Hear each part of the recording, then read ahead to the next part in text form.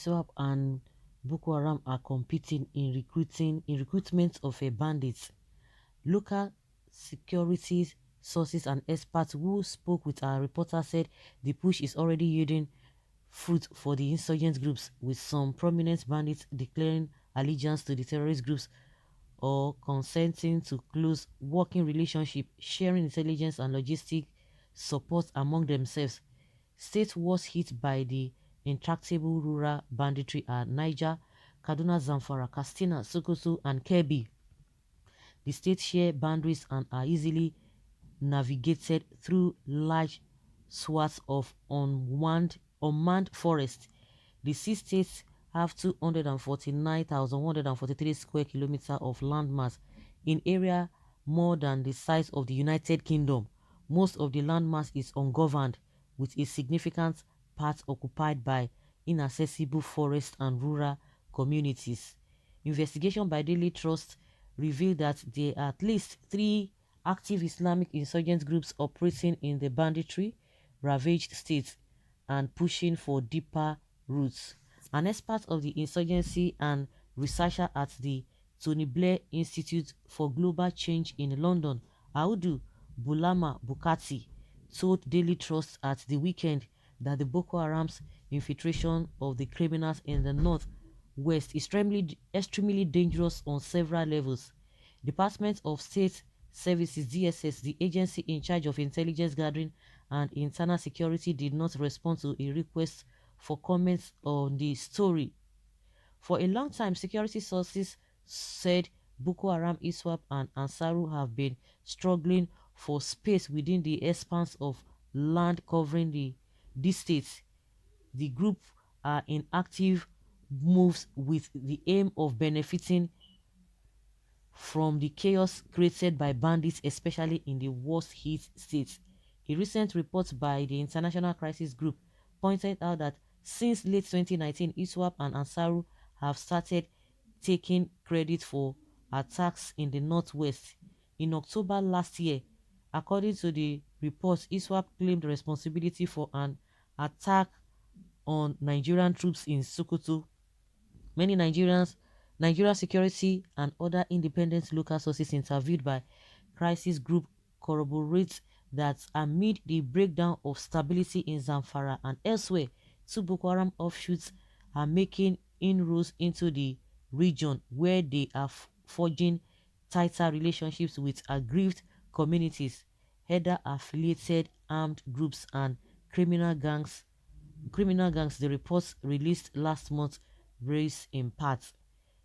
Informed sources confided in this newspaper for a long time the Abubakar Shekau-led Boko Haram and ISWAP have made a deliberate policy of setting up presence of the northwest states and Niger to benefit from the confusion created by the unruly activities of bandits and divide the attention of security forces whose concentration was on the group's hotbed of Borno and Yobe states. Ansaru, which had hitherto maintained sleeper cells following busting of its main cell in Okene, Kogi State, is said to have pioneered this collaboration by cohabiting closely with bandits under the leadership of Dogo Gide around Kuyambana Forest in Kaduna State. A senior political leader from the zone had last year told a reporter that Dogo Gide had collaborated with Ansaru elements to hoist a telecommunication booster in one of the rocky formations in the Benengwari forest to aid communication with the outside world. A source familiar with Gide, who craved anonymity for fear of being targeted, said the man who commandeers huge followership among bandits has been working with Ansaru for some 3 years now. Ansaru has been based in the northwest since its formation in 2012, but they have recently been trying to make a comeback. Part of their plan is recruiting the criminal elements and residents in the northwest. That is why they have been releasing preaching in Fufude and offering microeconomic loans for local farmers, Bukati told Daily Trust. In recent audio of a conversation between the Gide and an unidentified man who called in relation to the abduction of students of the Federal Government College, Benny Yauri, and bandits leaders could be heard alluding to his relationship with Islamic insurgents. In a video clip, he referred to himself as Abu Abdullah in a naming pattern typical of Boko Haram and similar terror groups.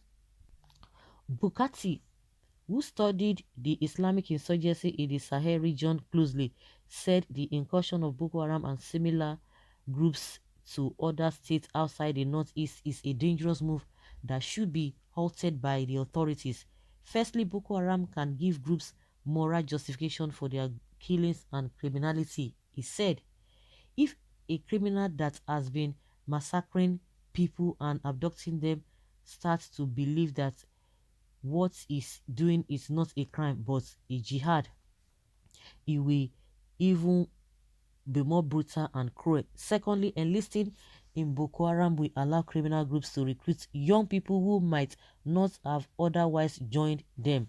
Bukati also expressed fears that Boko Haram can transfer its skills of making weapons such as improvised explosive devices to the criminal gangs they are linked with and boost their weapon supply.